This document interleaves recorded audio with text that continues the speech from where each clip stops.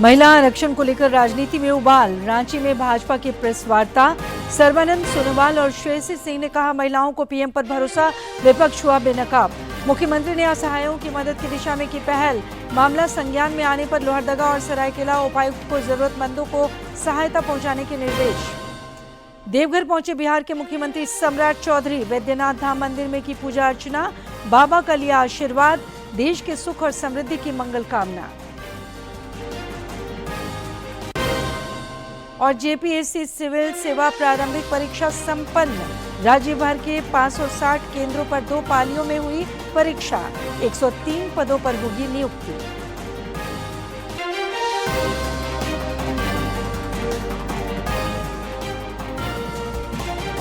नमस्कार, खबरें झारखंड में आपका स्वागत है। मैं हूं सरोज झा और अब समाचार विस्तार से। पड़ोसी राज्य पश्चिम बंगाल में विधानसभा चुनाव को लेकर सभी दलों का धुआंधार प्रचार जारी है।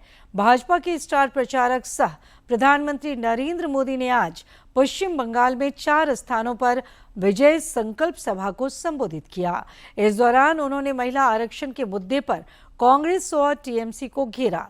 तुष्टीकरण, घुसपैठ और जनजातीय समुदायों की उपेक्षा का भी उन्होंने आरोप लगाया। श्री मोदी ने कहा कि बंगाल के वोटरों ने परिवर्तन का मन बना लिया है। आज मेदिनीपुर की धरती से मैं आपको भरोसा दिलाने आया हूं। भरोसा ये कि बीजेपी सरकार सबका साथ, सबका विकास करेगी, लेकिन अत्याचारियों और लुटेरों का पूरा हिसाब करेगी।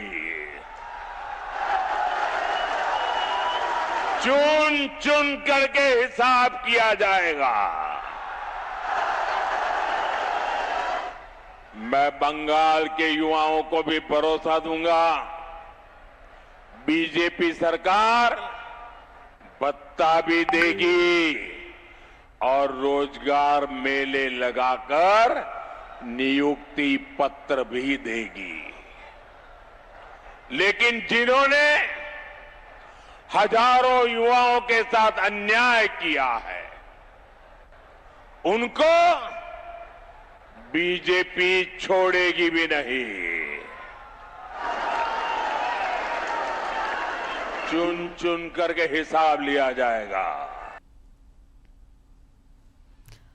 महिला आरक्षण के मुद्दे पर राजनीति के मंच पर उबाल है। भाजपा ने आज कई शहरों में प्रेस कॉन्फ्रेंस कर विपक्ष को घेरने का काम किया।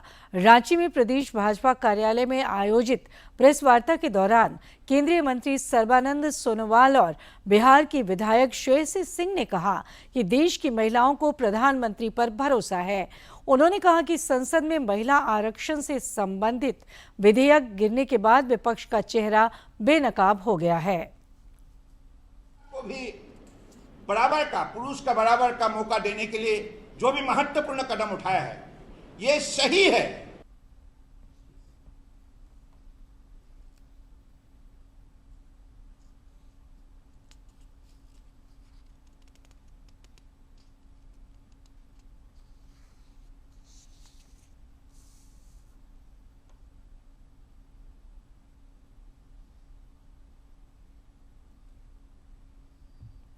केंद्रीय मंत्री अन्नपूर्णा देवी ने लखनऊ में उत्तर प्रदेश के मुख्यमंत्री योगी आदित्यनाथ के साथ संयुक्त प्रेस वार्ता को संबोधित किया।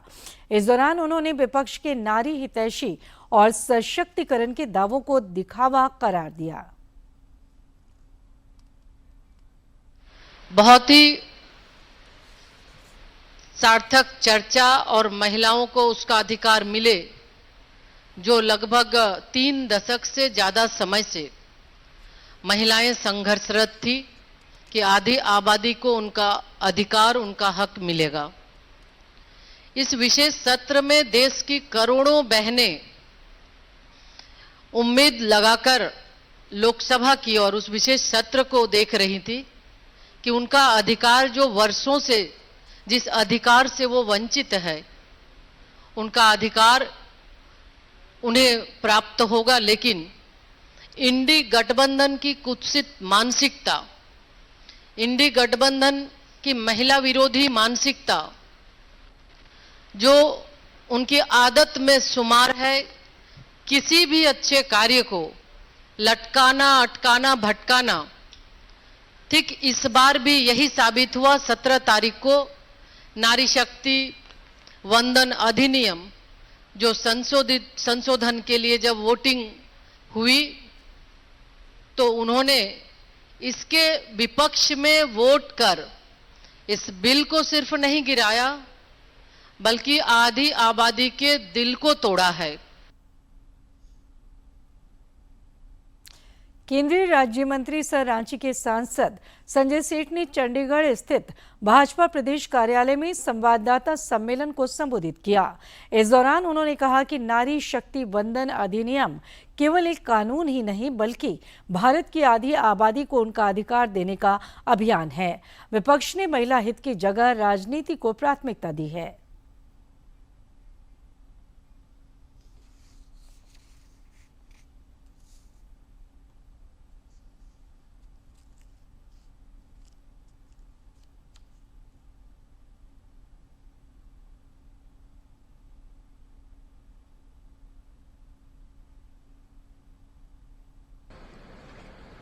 देश 16, 17, 18 अप्रैल को ऐतिहासिक वर्षों नहीं शताब्दियों तक याद किया जाता रहता है। महिलाओं को सरकार में भागीदारी, सत्ता में भागीदारी और भारत रत्न बाबा साहेब अंबेडकर जिनकी जयंती अभी 14 तारीख को हम सब अपने देश में मनाएंगे, उनकी सोच थी कि आधी आबादी को उनका अधिकार, ऐसे दर्जनों योजनाएं देश की बेटियों को समर्पित कर दिया कि देश की बेटी आगे बढ़े, देश की बेटी हर स्तर पर काम करे। यही मोदी है। तो मित्रों, मैं निश्चित रूप से ये स्पष्ट करना चाहूंगा कि जो पाप, महापाप, पाप नहीं, जो महापाप इंडी गठबंधन ने किया है वो पाप का दंश झेलने को तैयार रहिए। कांग्रेस की ओर से भी आज रांची में प्रेस वार्ता का आयोजन किया गया। इस दौरान प्रदेश अध्यक्ष केशव महतो कमलेश, ग्रामीण विकास मंत्री दीपिका पांडे सिंह और विधायक दल के नेता प्रदीप यादव मौजूद रहे। पत्रकारों से बातचीत में उन्होंने कहा कि कांग्रेस महिला आरक्षण की हमेशा से पक्षधर रही है। भाजपा जनता को गुमराह कर रही है। पार्टी द्वारा सभी प्रमंडलों में विभिन्न कार्यक्रमों के माध्यम से लोगों तक सच्चाई पहुंचाई जाएगी। विधानसभा में उनको भी आरक्षण का लाभ मिले। तो इस तरह से अब कांग्रेस पूरे प्रदेश में इस पर अपना जन जन तक लोगों के बीच जाएगी और सच्चाई से आम जनता को, लोगों को अवगत कराने का काम करेगी। श्रीलंका की अपनी पहली आधिकारिक द्विपक्षीय यात्रा पर उपराष्ट्रपति सीपी राधाकृष्णन कोलंबो पहुंच गए हैं। उन्होंने श्रीलंका के राष्ट्रपति अनुराग कुमारा दिसानायके से द्विपक्षीय सहयोग को लेकर बातचीत की। भारत के उपराष्ट्रपति सीपी राधाकृष्णन आज से श्रीलंका के 2 दिवसीय दौरे पर हैं और पहले दिन कोलंबो पहुंचने पर उपराष्ट्रपति का एयरपोर्ट पर पारंपरिक स्वागत हुआ। कुछ घंटे पहले उपराष्ट्रपति राधाकृष्णन ने श्रीलंका के राष्ट्रपति अनुराग कुमारा दिसानायके से द्विपक्षीय मुलाकात की और इस बैठक ने दोनों नेताओं देशों के बीच सदियों पुराने सांस्कृतिक और ऐतिहासिक संबंधों को एक नई दिशा दी है। कोलंबो के राष्ट्रपति सचिवालय में हुई दोनों नेताओं की मुलाकात बेहद सकारात्मक और बेहद व्यापक रही। उपराष्ट्रपति ने भारत की नेबरहुड फर्स्ट यानी पड़ोसी पहले की नीति को दोहराते हुए श्रीलंका को भारत का महत्वपूर्ण साझेदार करार दिया। उन्होंने विश्वास दिलाया कि भारत श्रीलंका के विकास और समृद्धि के लिए पूरी तरह से प्रतिबद्ध है। और इस मुलाकात में द्विपक्षीय सहयोग के मुख्य बिंदुओं पर ध्यान केंद्रित किया गया। विशेष रूप से इंडियन हाउसिंग प्रोजेक्ट और चक्रवात दितवा से प्रभावित क्षेत्रों के लिए भारत द्वारा दिए गए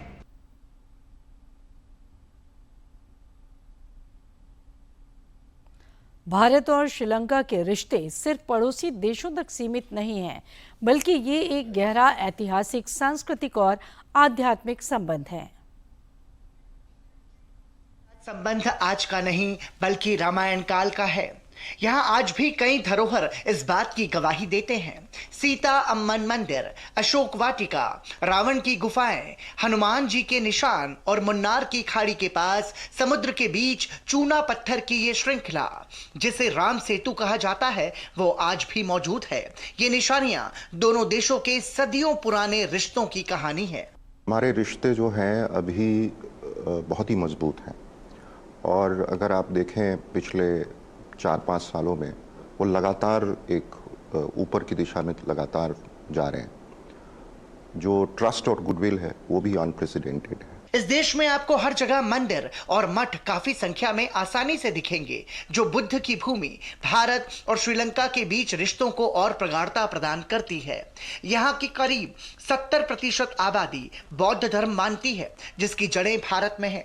कोलंबो का गंगा रामया मंदिर और संग्रहालय के अलावा केलानिया राजा महाविहार समेत यहाँ दर्जनों प्रसिद्ध बौद्ध तीर्थ स्थल हैं, जिसे देखने भारत से भी काफी संख्या में लोग पहुँचते हैं। This is the first time we've come to Sri Lanka, so we have been to places like Olingama, Gaal, Mirisa, and now we have in central Colombo. Mahadev Murti is also there, Shirovali Mata Murti is also there, so it feels like very similarity. People also here knows Hindi, so we can communicate in Hindi also. इतना ही नहीं, भाषा की कड़ी भी दोनों देशों के बीच सेतु का काम करती है। यहाँ बड़ी संख्या में लोग तमिल बोलते हैं, जो रिश्तों को एक भाषाई बंधन भी प्रदान करते हैं। भाषा और संस्कृति की समानता सीमाओं से अलग भारत और श्रीलंका को और नजदीक लाते हैं। यहाँ तक कि कथक और दूसरे नृत्य भी यहाँ काफी लोकप्रिय हैं, जिसमें भारतीय सांस्कृतिक संबंध परिषद ICCR महती भूमिका निभा रहा है।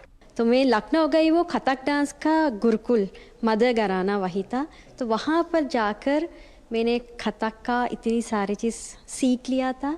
तो आज भी मैं बहुत proud student in ICCR and बहुत अच्छा लग रहा है। भारत श्रीलंका संबंधों की गहराई और व्यापकता हिंद महासागर की गहराइयों से भी अधिक है, जो इन दोनों पड़ोसी राज्यों को साथ मिलकर चलने और बढ़ने की प्रेरणा देता है। मुख्यमंत्री हेमंत सोरेन ने असहायों की मदद की दिशा में पहल की है। सोशल मीडिया में लोहरदगा में कुछ बच्चों की स्थिति संज्ञान में आने पर उन्होंने जिले के उपायुक्त को बच्चों को जरूरी सहायता उपलब्ध कराने का निर्देश दिया। एक अन्य सोशल मीडिया पोस्ट में मुख्यमंत्री ने सरायकेला के उपायुक्त को एक दिव्यांग बुजुर्ग को जरूरी सहायता पहुंचाने की हिदायत दी। बताया जा रहा है कि इस बुजुर्ग व्यक्ति को जरूरी प्रमाण पत्र के अभाव में ट्राईसाइकिल अभी तक नहीं मिल पाया है। बिहार के मुख्यमंत्री सम्राट चौधरी ने आज देवघर बैद्यनाथ मंदिर पहुंचकर विधि विधान से पूजा अर्चना की। उन्होंने इस दौरान मंदिर प्रांगण में स्थित कई मंदिरों में मत्था टेका और मंगल कामना की। बिहार के मुख्यमंत्री पद को संभालने के बाद वे पहली बार बाबा से आशीर्वाद लेने पहुंचे थे। बाबा बैद्यनाथ मंदिर प्रबंधन के द्वारा उन्हें प्रतीक चिन्ह भी दिया गया। इससे पहले देवघर पहुंचने पर बिहार के CM का औपचारिक स्वागत हुआ।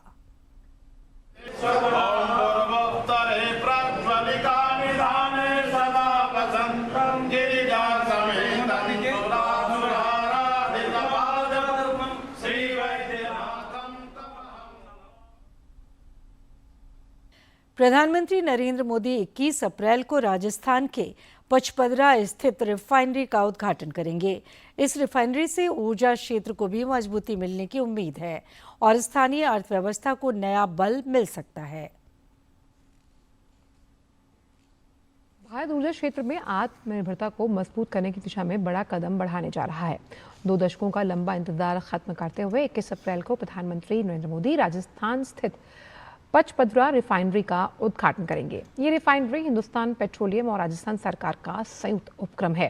पहले बाड़मेर और अब बालोतरा जिले में स्थित ये परियोजना भारत के लिए एक बहुत बड़ी रणनीतिक संपत्ति होने के साथ देश की पहली ग्रीन फील्ड इंटीग्रेटेड रिफाइनरी कम पेट्रोकेमिकल कॉम्प्लेक्स है।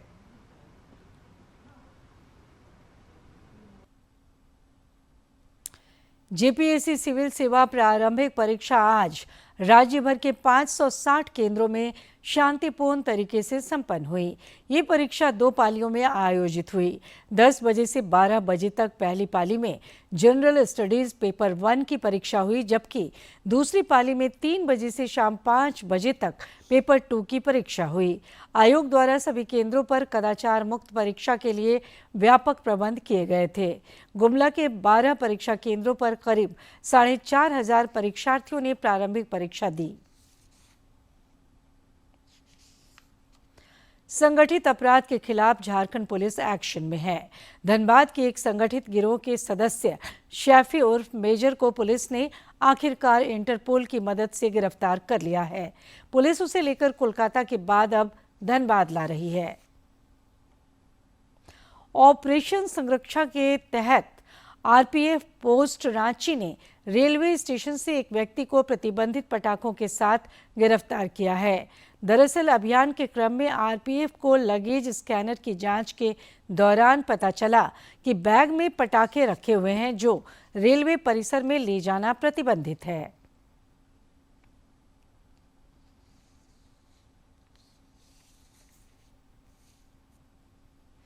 आरपीएफ को ऑपरेशन सतर्क के तहत भी सफलता हाथ लगी है। रांची रेलवे स्टेशन पर चेकिंग के दौरान एक ट्रेन से संदिग्ध व्यक्ति को जवानों ने पकड़ा। उसके बैग की जांच के क्रम में शराब की कई बोतलें बरामद हुईं। रांची स्थित बिरसा मुंडा केंद्रीय कारागार होटवार में जेल अदालत सह विधिक जागरूकता शिविर का आयोजन किया गया। डालसा की ओर से आयोजित इस शिविर में न केवल न्यायिक प्रक्रियाएं पूरी की गई, बल्कि बंदियों की स्वास्थ्य और खानपान की गुणवत्ता की भी गहन जांच की गई। इस दौरान 2 बंदियों को रिहा करने का आदेश दिया गया। बाकी 3 बंदियों को निर्धारित अर्थदंड जमा करने के पश्चात रिहा करने का फैसला सुनाया गया। आज वर्ल्ड लीवर डे है। लीवर हमारी बॉडी का पावर हाउस माना जाता है। गलत खानपान, शारीरिक श्रम में कमी और शराब का सेवन फैटी लीवर रोग और अन्य लीवर समस्याओं का खतरा बढ़ा देते हैं। स्वास्थ्य विभाग रांची को फैटी लीवर मुक्त बनाने के लिए अगले 1 वर्ष तक मुहिम चलाएगा।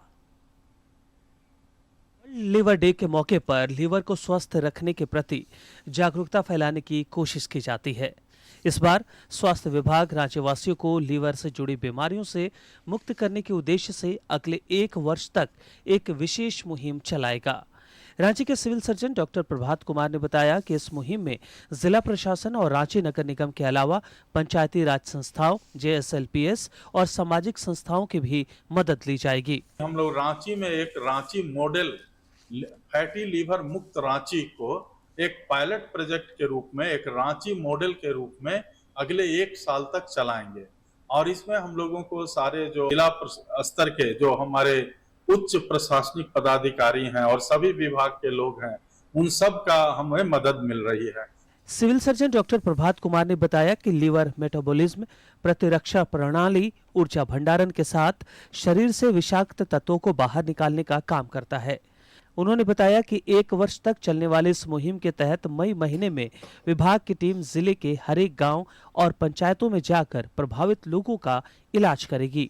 और हम लोग मई महीने से हर एक पंचायत में लेवल पर, हर एक गांव लेवल पर जाकर के और फैटी लीवर की जांच करेंगे, उससे बचने के उपाय बताएंगे और उनका ट्रीटमेंट करेंगे। सिविल सर्जन ने बताया कि पहले ज्यादातर शराब की लत के शिकार लोगों को ही फैटी लीवर की समस्या होती थी, लेकिन अब गलत दिनचर्या और अनुचित खानपान से बच्चों और दुबले पतले लोग भी फैटी लीवर से ग्रसित हो रहे हैं। क्योंकि जो बच्चे मोबाइल में वीडियो गेम खेलते रहते हैं या टेलीविजन देखते रहते हैं, लोग पैदल नहीं चलते हैं, खेलते नहीं है, दौड़ते नहीं है, तो उनको भी फैटी लीवर हो रहा है। और दुबले पतले लोगों में भी फैटी लीवर हो सकता है। उनको हम लोग बोलते हैं thick outside and fatty inside, short में टॉफी बोलते हैं। उचित खानपान, दिनचर्या में बदलाव, नियमित व्यायाम और समय समय पर जांच के जरिए लीवर से जुड़ी समस्याओं को रोका जा सकता है। स्वास्थ्य विभाग की यह मुहिम राज्य के लोगों को जागरूक करने में सफल हो पाएगी। डीडी न्यूज के लिए रांची से अवधेश गौतम की रिपोर्ट। प्रधानमंत्री नरेंद्र मोदी 26 अप्रैल को सुबह 11 बजे आकाशवाणी पर मन की बात कार्यक्रम में देश विदेश के लोगों के साथ अपने विचार साझा करेंगे। इस कार्यक्रम के लिए आम लोग अपने विचार और सुझाव टोल फ्री नंबर 1800-117800 पर भेज सकते हैं।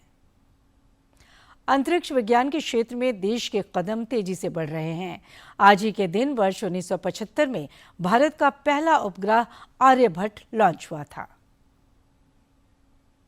75 भारत ने अंतरिक्ष की ओर कदम बढ़ाने का हौसला दिखाया और उड़ान भर ली।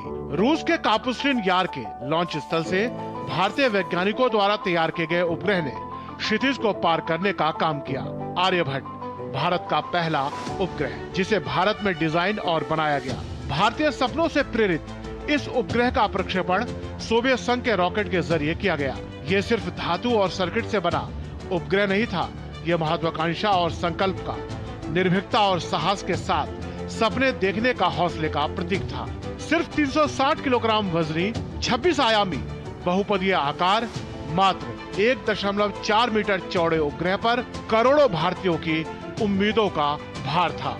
इसके प्रक्षेपण के साथ भारत दुनिया का 11वां और केवल दूसरा विकासशील देश बना जो उपग्रह को कक्षा में स्थापित करने में सफल रहा।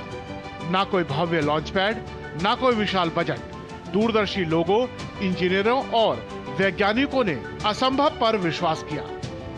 डीडी न्यूज के लिए तापस भट्टाचार्य की रिपोर्ट। राज्य के अलग अलग हिस्सों में मौसम का मिजाज इन दिनों अलग अलग दिख रहा है।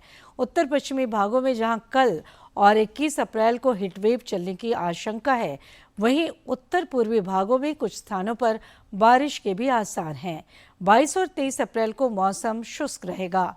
उसके बाद 24 और 25 अप्रैल को राज्य के उत्तर पूर्वी भागों में हल्की बारिश की संभावना है। मौसम विज्ञान केंद्र ने बताया है कि अगले 2 दिनों के दौरान अधिकतम तापमान में 2 से 3 डिग्री सेल्सियस तक की वृद्धि हो सकती है। पिछले 24 घंटे के दौरान डाल्टनगंज में अधिकतम तापमान 43 डिग्री सेल्सियस रिकॉर्ड किया गया, जो राज्य में सर्वाधिक रहा। चारधाम यात्रा आज से शुरू हो गई है। भक्तों के लिए गंगोत्री और यमुनोत्री धाम के कपाट खोल दिए गए हैं। देश के विभिन्न हिस्सों से आए श्रद्धालु यहां विधि विधान पूर्वक पूजा अर्चना कर रहे हैं। श्रद्धालुओं की सेवा, सुरक्षा और सुविधा के व्यापक प्रबंध किए गए हैं। यमुनोत्री के लिए कपाट श्रद्धालुओं के लिए खोल दिए गए, क्योंकि केदारनाथ धाम और बद्रीनाथ के कपाट 22 अप्रैल 23 अप्रैल को खुलने वाले हैं। गंगोत्री और यमुनोत्री के कपाट खुलने के साथ ही देश विदेश से लाखों श्रद्धालु इस आध्यात्मिक यात्रा पर निकल पड़े।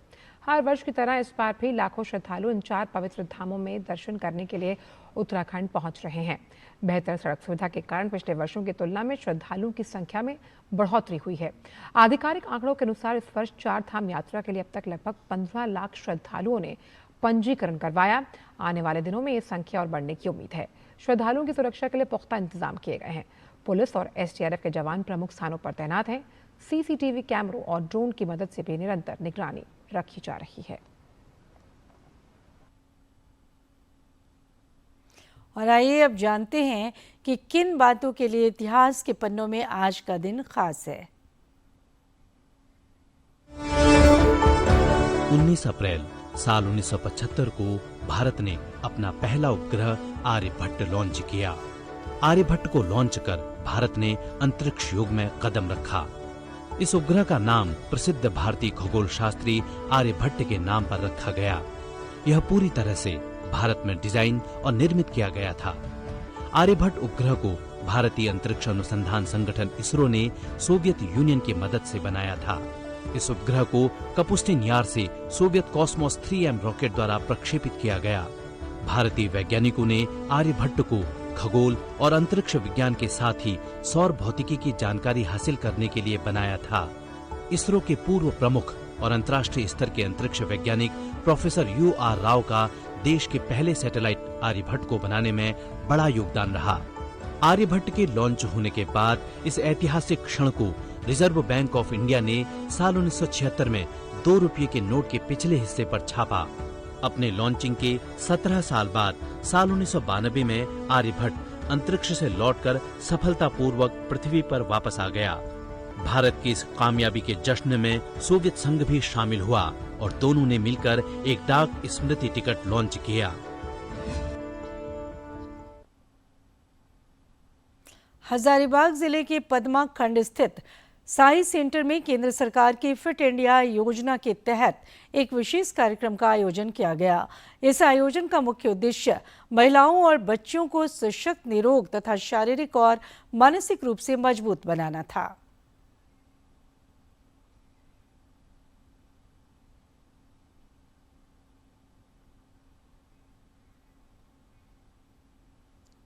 देश भर में चल रहे फिट इंडिया अभियान के तहत हजारीबाग की पदमा में आयोजित कार्यक्रम में लोगों ने उत्साहपूर्वक भाग लिया और प्रधानमंत्री के प्रति आभार व्यक्त किया।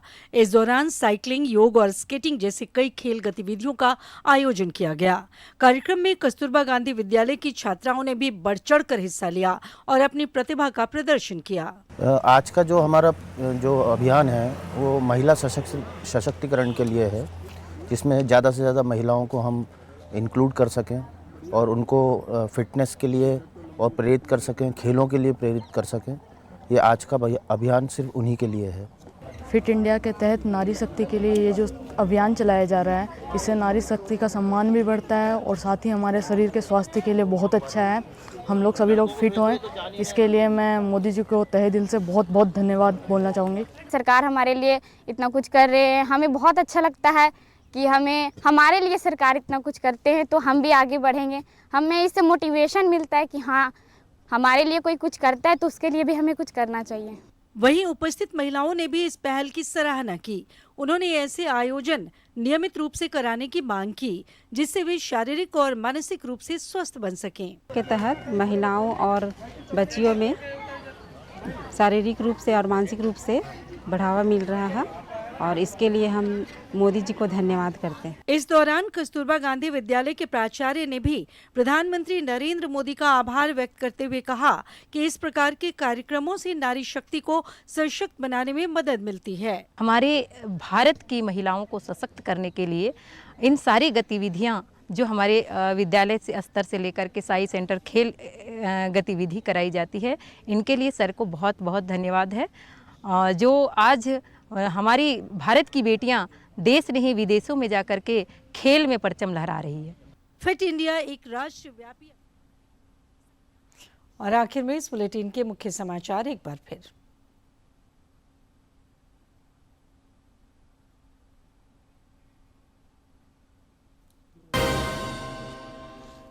महिला आरक्षण को लेकर राजनीति में उबाल। रांची में भाजपा की प्रेस वार्ता। सर्बानंद सोनोवाल और श्रेयसी सिंह ने कहा, महिलाओं को पीएम पर भरोसा, विपक्ष हुआ बेनकाब। मुख्यमंत्री ने असहायों की मदद की दिशा में की पहल। मामला संज्ञान में आने पर लोहरदगा और सरायकेला उपायुक्त को जरूरतमंदों को सहायता पहुंचाने के निर्देश। देवघर पहुंचे बिहार के मुख्यमंत्री सम्राट चौधरी। वैद्यनाथ धाम मंदिर में की पूजा अर्चना। बाबा का लिया आशीर्वाद। देश के सुख और समृद्धि की मंगल कामना। और जेपीएससी सिविल सेवा प्रारंभिक परीक्षा संपन्न। राज्य भर के 560 केंद्रों पर 2 पालियों में हुई परीक्षा। 103 पदों पर होगी नियुक्ति।